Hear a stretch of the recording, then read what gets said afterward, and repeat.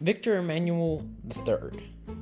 This man was only about 5 foot tall, yet he was the king of Albania, king of Italy, emperor of Ethiopia. His nicknames were the Little Saber and the Soldier King, and he was a little crazy during both world wars. This is the crazily interesting story of Victor Emmanuel III.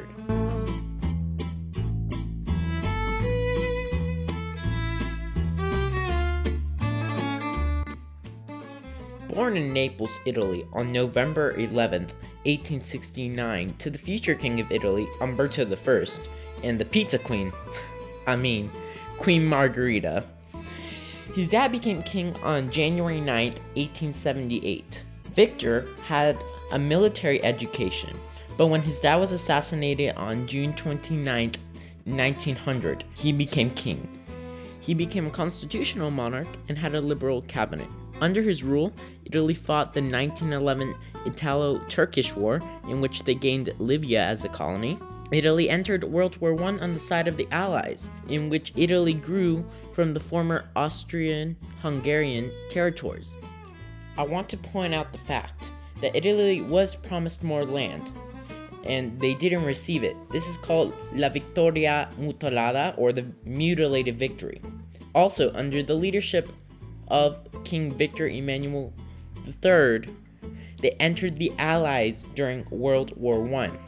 What makes Victor Emmanuel III so controversial is his connections with Mussolini, yes, the Italian fascist dictator, especially the March on Rome, where Mussolini's forces marched on Rome to try and install Mussolini to be the Italian prime minister. The king was given an order to sign, and if he did, the army would fire on the crowd marching to Rome. But instead, he did not and made Mussolini prime minister. Stop! So, the first conclusion from this, and me telling you that he made Mussolini prime minister, is to believe that the king liked Mussolini. But we have to dig a little deeper. You see, Mussolini had his own army. Like any army, they were capable of fighting. So the king didn't want a civil war to erupt across Italy, with Mussolini's forces fighting against Italian forces and all other factions that would have destroyed the country completely. Also, we can look at what Mussolini did to the king. Mussolini took a lot of the constitutional power away from the king.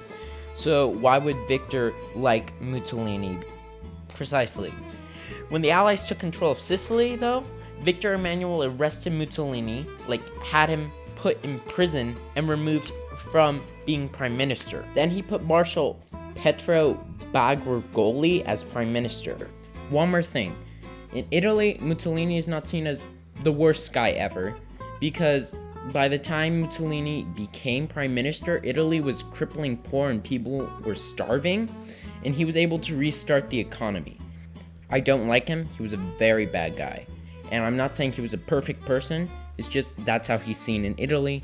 In 1935, Italy annexed Ethiopia, making Victor the Ethiopian emperor. In 1939, Italy annexed Albania, which made Victor the king of Albania. After Mussolini was gone and World War I ending, Victor made his son Umberto II regent in 1944. Well, his official title was Lieutenant General of the realm. On May 9th, 1946, he abdicated in favor of Umberto II, his son, shockingly because he was not that popular. His son became king after a questionable plebiscite or referendum. Umberto II lost his throne, only being king for about a month. Victor died in Alexandria, Egypt on December 28th, 1947. Thank you guys. I hope you liked this video, found it interesting. Please hit that like and subscribe. And I'll see you in the next video you're about to click on the screen.